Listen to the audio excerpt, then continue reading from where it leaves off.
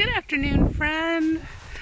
So I was watching one of the videos that I put up last night, and I realized that I didn't fully finish a thought that I started, which was on gathering up traits and personas to practice or to incorporate if that is something that I want to experience, right?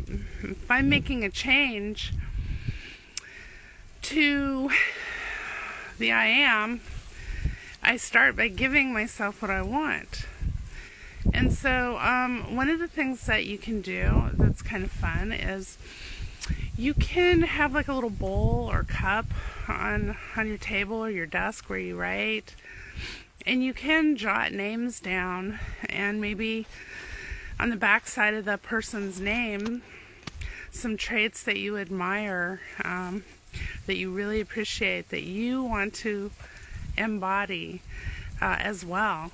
Whether it's just feeling confident or feeling, like really strong and capable, just whatever it is, you just jot those down, and then you can draw. You can draw the names, and then you can, for a short time, you can just play that game. You practice that feeling by giving that to yourself, and then before you know it, you've embodied that particular trait or persona enough that it feels like a natural part of you.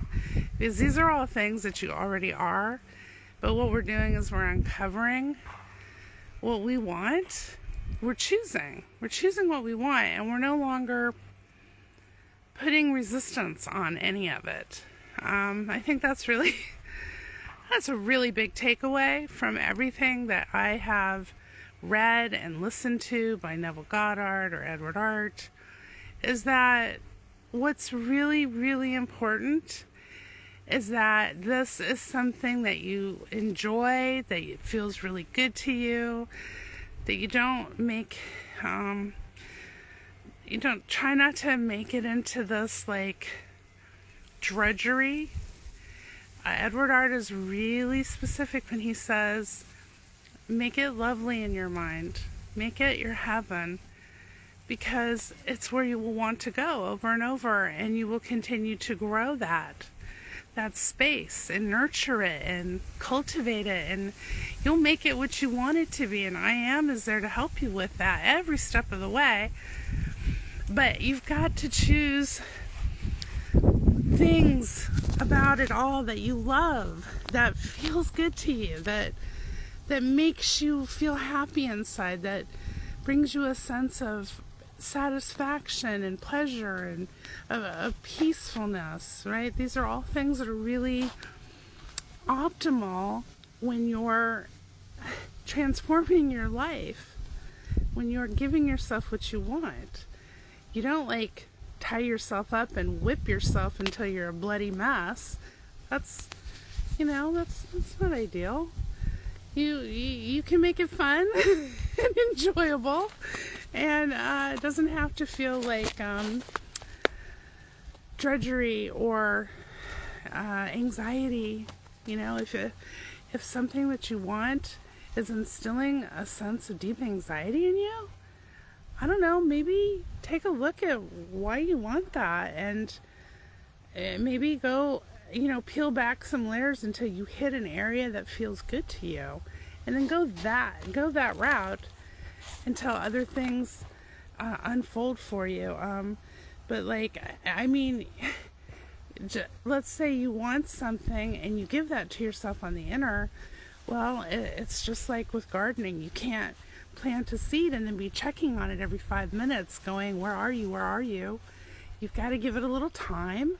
You've got to assume, right, that the seed is going to grow into the beautiful plant that you have put there, and that you're going to unfold and you're going to grow and be that which you desire, which you have already said, this is who I am, this is who I want to be, this is what I want to do, this is what I want to experience.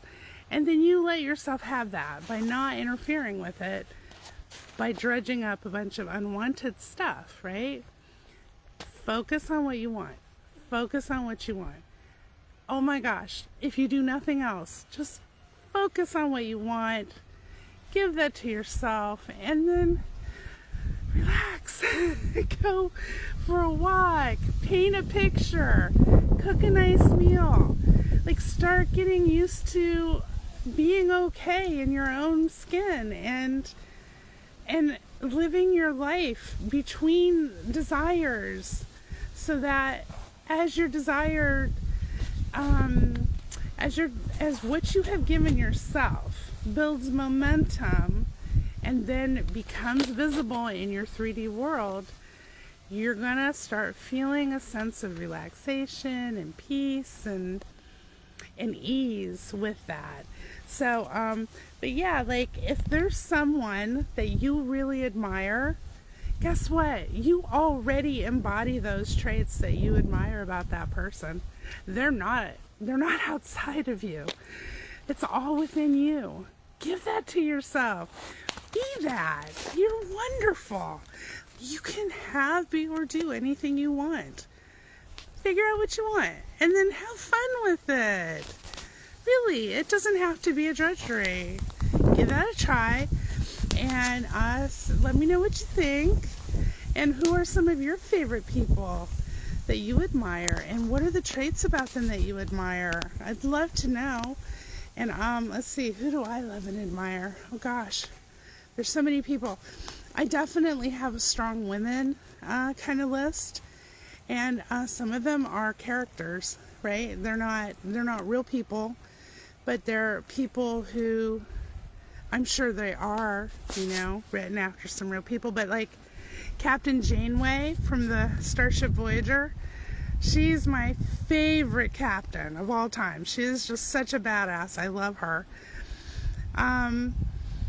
So strong, so amazing to be able to, make those tough decisions, and to be also able to, understand what her crew needs, but what the mission is, and all of, that kind of thing. So I really admire the kind of strength and tenacity and perseverance that someone like Captain Janeway, her archetype, the way that is exemplified. Also, like Buffy the Vampire Slayer. Okay, I love her. She's got a great sense of fashion.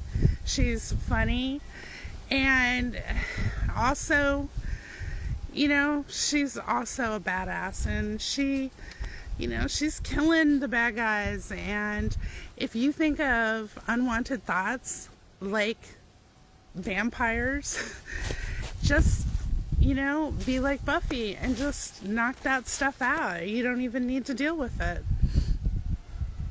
And you can change your world by allowing yourself to meld. You're your own recipe. Throw whatever ingredients you want into your own soup, and it's yours. And if you don't like the soup, start over, do another recipe until you get the flavor profile that you want.